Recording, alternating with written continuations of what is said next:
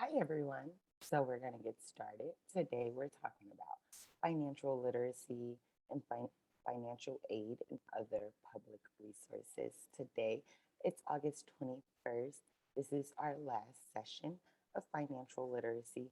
Our financial literacies are a little bit shorter since they are more just trying to give you an overview of the resources and aid and just to make sure you guys know some things about credit, budgeting, savings, debit cards, those type of things. And then we want to also make sure you guys know about some free public resources that are available. Financial aid speaks mostly to school and furthering your education, and other public resources speak to just different aids to help you learn and educate yourself about different things that really no one can a lot of people don't really learn much about. And we'll just try to give you a couple of resources that are free to help you along the way, especially with on some of the topics we've discussed in our other sessions.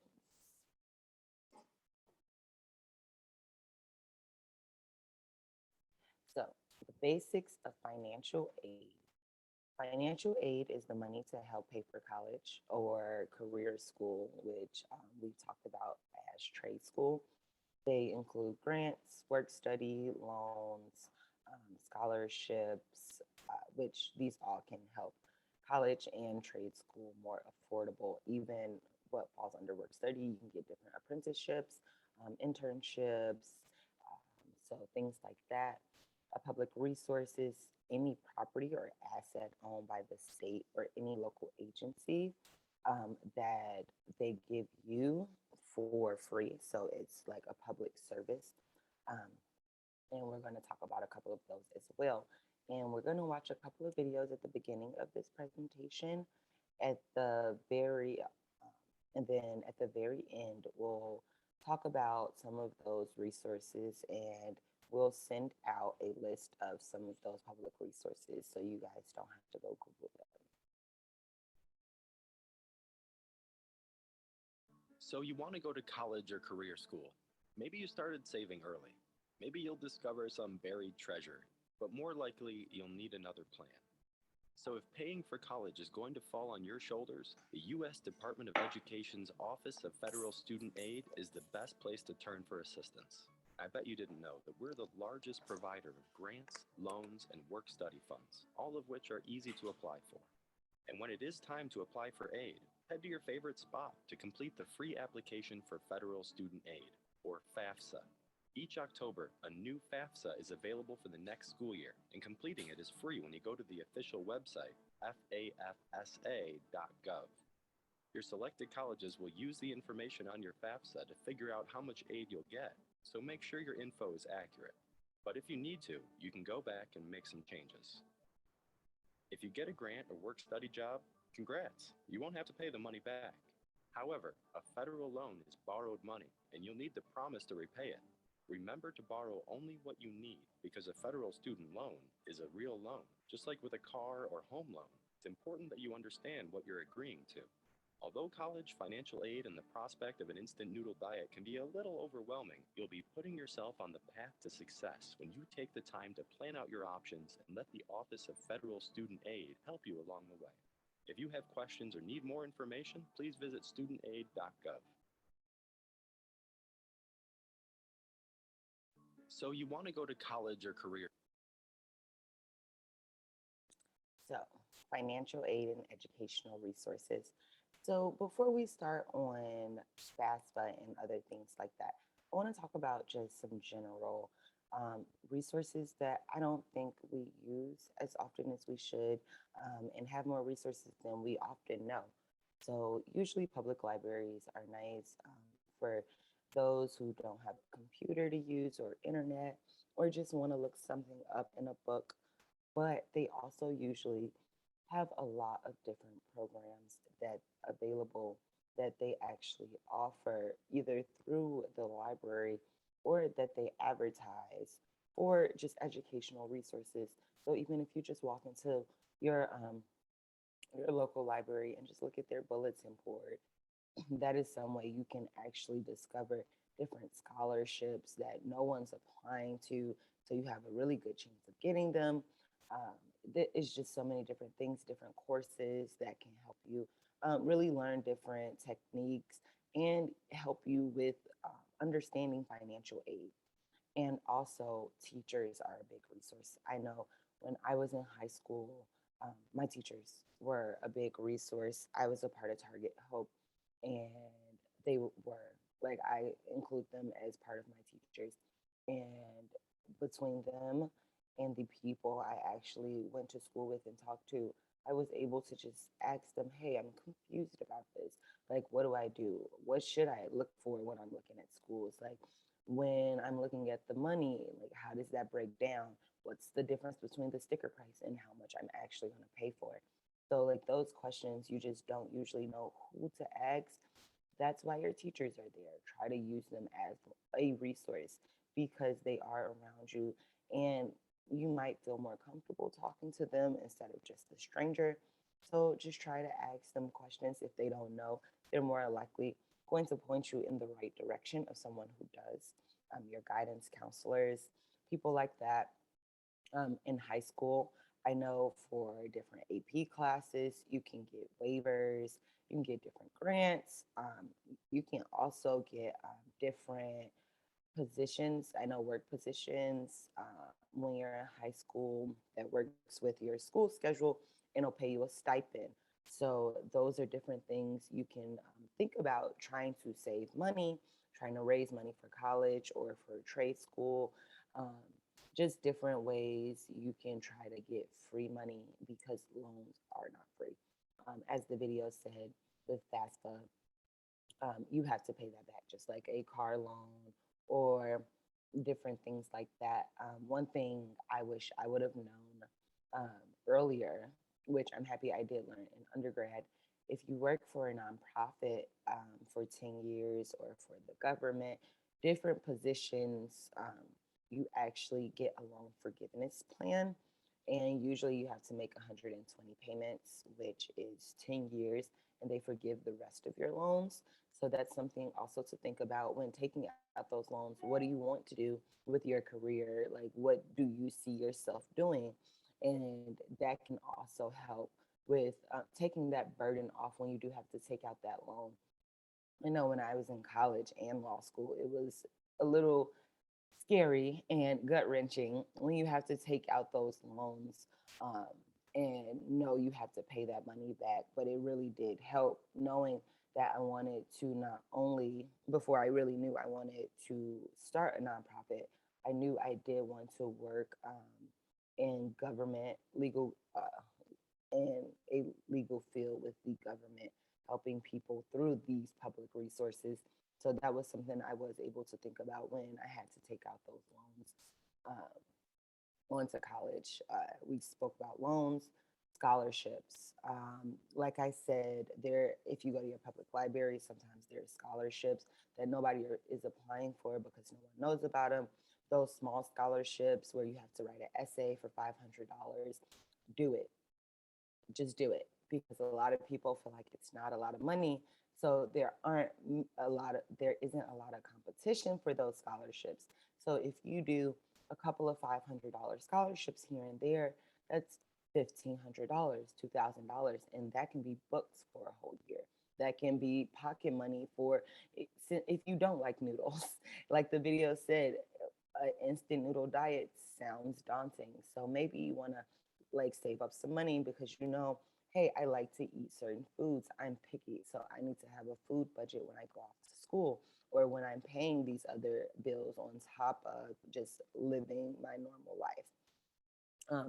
Your professors, just like I said about high school with your teachers asking questions, same with the professors. If you, when you get to college, sometimes you gravitate towards certain professors, you can talk to them. In college, I spoke to a couple of my professors, like, hey, who can I speak to about different scholarships and different grants, just different things for public resources where I didn't have to take out more loans. I was able to find different work study positions. I was able to find like small scholarships where it's not a lot of money, but it'll help me right now. So those are definitely things you want to do. Connect with your professors, connect with those on campus who know about those things. Also, um, tutoring, tutoring was a huge thing for me in college. Um, it is a resource. Sometimes it is not free, um, but I know when I went to Mizzou as a minority, they gave me free tutoring with my scholarship. And a lot of people did not take advantage of it because before college, they never really needed tutoring. But I decided to take advantage of it because it was free and it tremendously helped. Even classes I didn't think I was struggling too much in, it could help just boost my grade a little bit. So what I did was like the first week of school, when I found out that I had free tutoring, I looked at my classes. I really just made a schedule for like 3 times a week for the classes I thought I was going to struggle in, like biology and chemistry. And then for classes that seem like they might be hard, but I'm not sure, um, like philosophy, I would do like 1 or 2 times a week. And as the semester came and once midterms came around, I would look at my grades and see, okay, is this helping? Do I really need to still go to tutoring? And I would just reevaluate then. And you can always drop. It is, that is one thing I'm very happy I learned in college. I had people around me who really talked to me about things like this. And you can always drop tutoring. But once everybody knows they're struggling in a certain class, that tutoring spot now fills up. You get it at the beginning when everybody's like, oh, I don't need tutoring. And then you realize you do need that tutoring. You're not struggling and scrambling to get a tutor where you end up paying for a tutor because all free tutoring spots are filled up. And the last thing I wanted to touch on with financial aid is work study. I did a work study all 4 years of undergrad. And while I was in law school, in undergrad, I was able to work at the U Relationship Sexual Violence Prevention Center. It was just nice to have money. I was one of those people who am kind of a picky eater.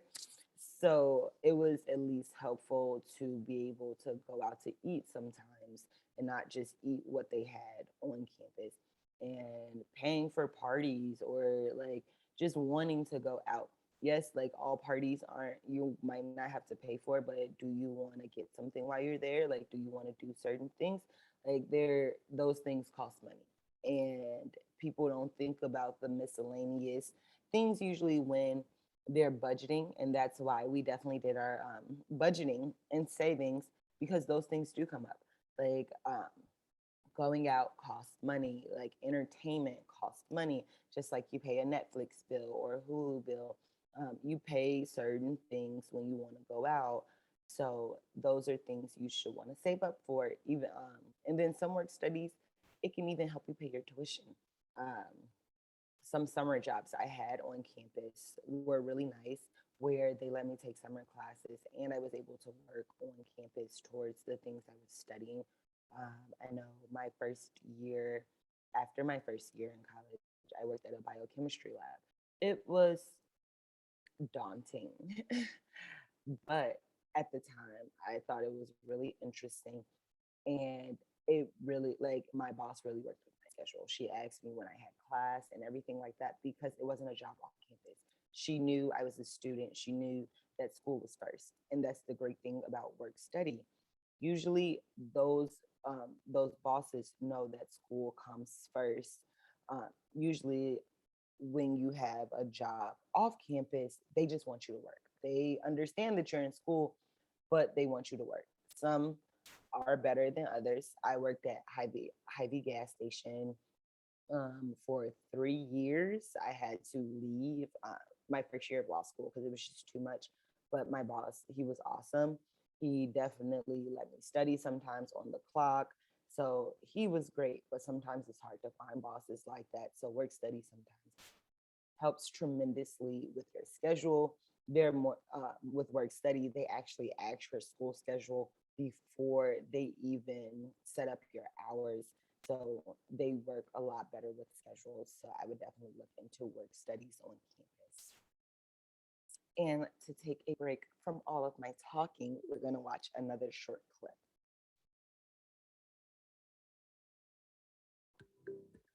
As you apply to college, especially if you're applying for financial aid, and especially if you're filling out the CSS profile, you're probably having the experience that so many students before you have had. You cannot believe that literally millions of students have gone through this entire arduous process and not somehow communicated to you just how complex it actually is. One This is thing why that we do students it. almost always wish they'd know more about is financial aid. The whole process of funding your college education can feel like a spider's web, getting stickier and harder to maneuver the more you try. It's almost like it's designed to be confusing. Folks, we have talked to so many students who have been where you are, and we're sharing their advice so that you can learn their hard-won lessons easy. One of the most common refrains we hear from students is that they wish they'd applied for financial aid in the first place. What? Is it true? Folks, it is true. A quarter of college-bound high school students don't fill out the Fafsa form. In some cases, they think they won't qualify, and in others, they find it too daunting. What? Please fill out the FAFSA. I just wanted to break right here just to tell you guys, fill it out. So I didn't get as much money as I thought I was going to get, but it doesn't matter. Even if they don't give you anything, if you think they're not going to give you anything, still fill it out. Fill it out. If you need any help, like he said, if you feel like it's daunting, hit me up and be like, hey, I'm trying to figure this FAFSA out and I just can't figure it out. Hit me up, email me, and I'll be like, okay, we can set some time aside and I can help you fill it out. And if I can't figure something out, I'll find somebody who does, because this is important. A lot of people, if they miss the FAFSA, they then think they need to wait to go to school. They need to now like figure something out, or they just can't afford it at all. So fill it out. We are in August while we're recording this video. The FAFSA comes out in October. Fill it out. As soon as it comes out, open it, look at it, see what you need, write it down, make some bullet points, see what you like need to figure out, make it into smaller bites so it doesn't feel so daunting. Like if you're like, oh, I don't know how to fill this out, or I know one thing some people I know ran into, like filling out the FAFSA, was they asked for both of your parents. And one thing I know I've talked about in a circle of Black women is it feels daunting even to try to answer those questions if you don't know who your biological father is. That's hard, just getting through questions people take for granted and say, oh, that's an easy one. It's like, if I don't know who that is, how do I answer this question? And if I don't know this question, how do I finish my form? Who do I ask? So it's stressful. So take it in small bites. Even if you do know those answers, some questions still get stressful. Did your parents file taxes? I remember being asked the question like that. And I'm like, I'm in high school. I think they did. Isn't that something they have to do? Okay, I think. So just take it in small bites. Open up the application, look at it, see what you need. Like write it down. Hey, I need my parents' information. I need this information. And then check it off as you find that information. And then go back in little by little and fill out that information. You don't have to do it in a day. You don't have to do it in a week. And reach out to your teachers, your guidance counselors, me, anybody that you know can help you with something like this. Reach out, but you definitely should fill it out. I didn't realize that so many people did not fill out their FAFSA application in college. And that was a big point to me, that you must fill it out. Even if you don't think you're going to get any money, fill it out. Okay, back to the video. That means is that there is an estimated $1 billion, $1 billion in aid, grants, and scholarships that go unclaimed each. Never leave money on the table. Here's another fact that lots of students learn too late. Do not cross off a school off of your list because it has a high sticker cost. Some schools, very expensive schools at times, have need blind admission, meaning that they do not consider your ability to pay when deciding whether to accept you. And they also offer very generous financial aid packages. The result is that a pricey private school can sometimes end up costing you less money than public institutions with lower tuition. Let me give you an example. Harvey Mudd College, a fantastic school in Claremont, California, its tuition rings up just over $58,000. But Harvey Mudd ranks number 3 on our best value colleges ranking list, and it's easy to see why. The average freshman need-based gift aid is more than $48,000. Plus, the school offers solid ROI. The median starting salary for recent alumni is nearly $89,000. And speaking about bargain prices, don't be afraid to appeal your financial aid award if A, you received a better offer from another school, and B, believe that your circumstances merit additional aid. Of course, C, if your financial circumstances have changed, and D, you have any combination of all of those.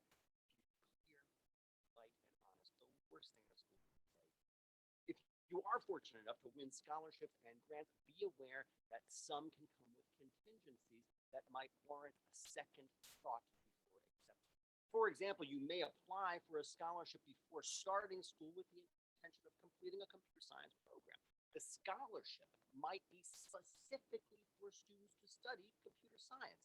Now, let's say you dive into the curriculum and you decide you actually don't want to earn your degree in computer science anymore.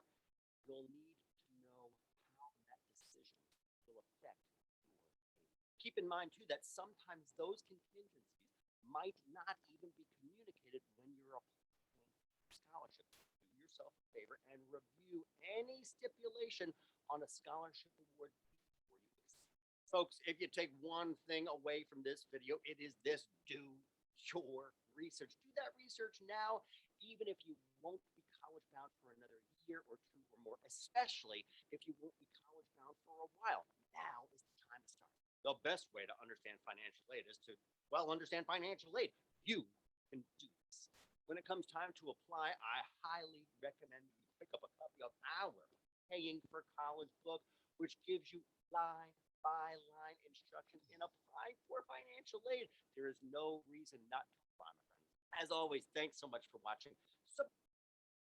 So yeah, that video, I just feel like those are a couple of things that a couple of people I know have been like, oh, I should have done this. I should have done this. I wish I would have done that. So I think it was a good reason to show it. The sticker price, I wanted to make a couple of comments on that. That is completely true. Do not count out a school because of the sticker price. Scholarships are definitely a thing and they help a lot.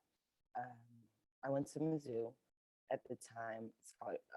Tuition goes up every single year, but I'm pretty sure it was 20-something thousand, but I didn't pay that much. I don't even think I paid half that much because of the scholarships, grants, loans, all those different things I was able to actually afford, where I was accepted to DePaul University, and at the time their tuition was $44,000, and they gave me a scholarship for half the tuition, but half the tuition is still the sticker price for the school I went to.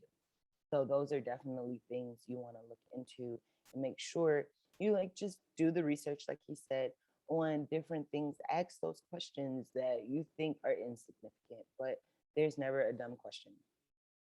Another thing I wanted to comment on is he said that, I'm trying to remember exactly what he said. It was,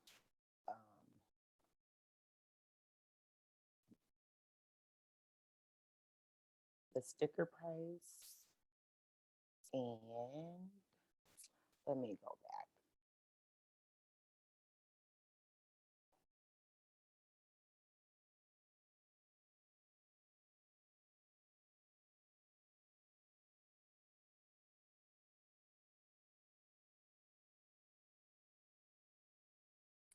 Sorry, guys.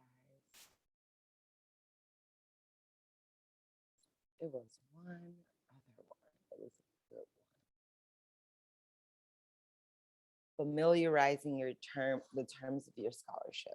I definitely wanted to touch on that one. Like he said, with the computer science example of you getting a scholarship, but it's just if you have this one major. Um, when I was making my final decision, it was between Hampton University and Mizzou. Hampton is an amazing school, but I end up choosing Mizzou for a couple of reasons, and the scholarship terms was one of them. With Mizzou, I think I needed to keep a relatively like average GPA, which I knew wouldn't be a problem. At Hampton, I would have needed to keep a 3.3. And to me, that was very high. And it wasn't something I felt like I couldn't accomplish. It was just more of, I felt like I was risking a lot on my first semester. Um, as being a precautious person as I try to be, um, that first semester, I wanted to at least give myself wiggle room to be like, I'm acclimating to this new experience. So if I don't get a 3.3, I don't lose my scholarship. And that was something that was a major thing in my decision.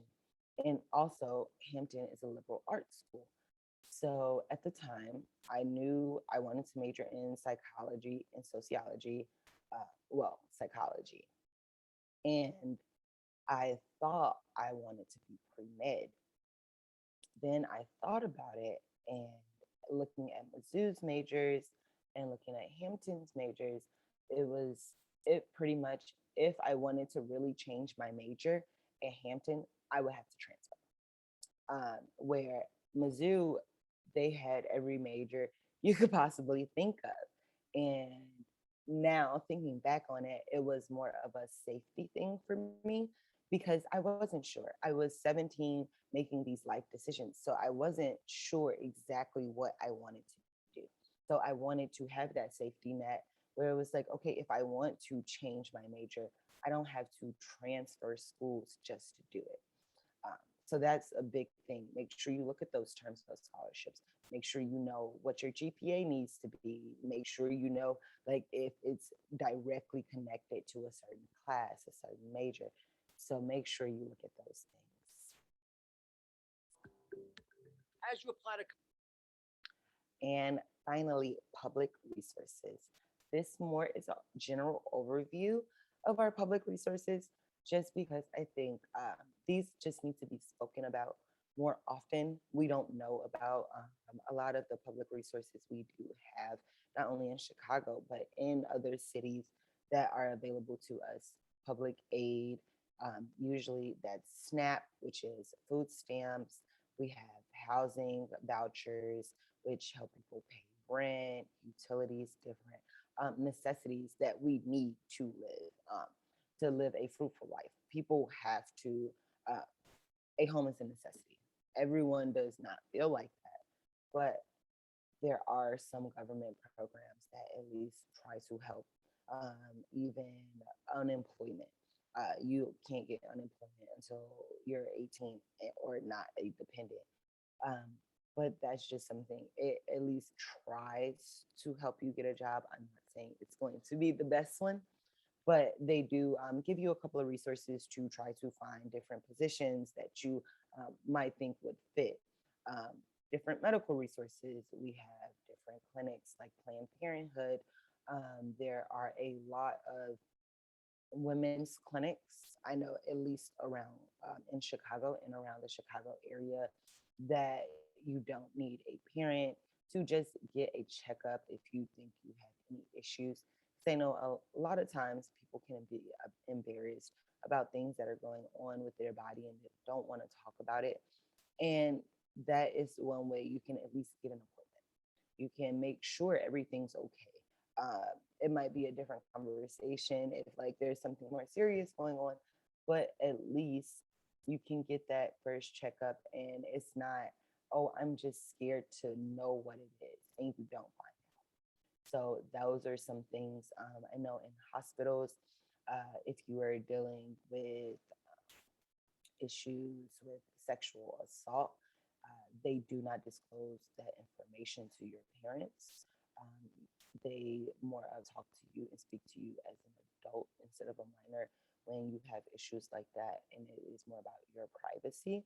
So I think that is something that a lot of teenage girls should know because some girls who do get sexually assaulted do not go to the hospital because they don't want their parents to know or they don't want their guardians to know. So that's one thing I think it's nice to know about hospitals, different legal resources.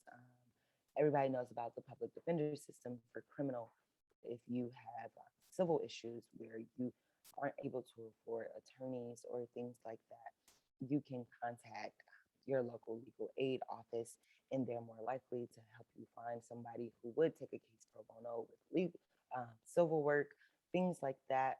And also, one thing I find to be helpful is podcasts. Though that would go back to your local library. I listen to them on my phone through Apple Podcasts. I know a lot of people have Apple products, especially iPhones, just any smartphone.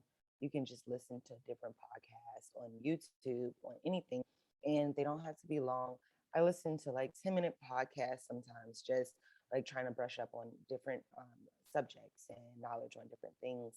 Um, in my free time, I might just pop in some headphones, be like, hey, I want to learn about grant writing today, or I want to learn about algebra.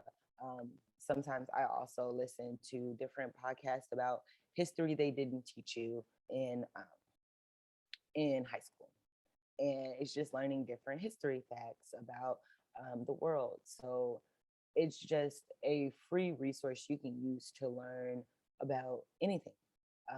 YouTube University is a thing. You won't become an expert on something from watching videos on YouTube, but it definitely helps. You can get questions to your um, answers to your questions. I'm sorry. But it's just very helpful to be able to really like go on and learn more about a topic, just to expand your own knowledge. And like I said earlier, we will send out a sheet with links and phone numbers to different hotlines, um, clinics, um, and libraries, different things like that, to give you guys those resources. So you can just look and see if they can help. Um, it's always better to have the resource and know it's out there than to just really not know what's going on and trying to figure it out all on your own. So that's it for today on the basics of financial aid and other public resources. Thank you guys so much. And we will talk next week. Next week is our last week on the 28th of August. It will be the end of our first gym program. I'm so excited. We have been able to give out a plethora of information this summer, and it's been awesome. And I'm so, so excited to see what next year has in store.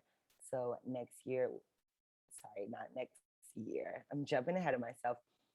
Next week, we will be talking about our what's next education wise. Remember, we pushed back our topic on the college panel. We'll have a couple of guests just speaking to some questions and answering some questions that anybody has about college. And I'll be facilitating that discussion. And see you guys next week. Thanks. Bye.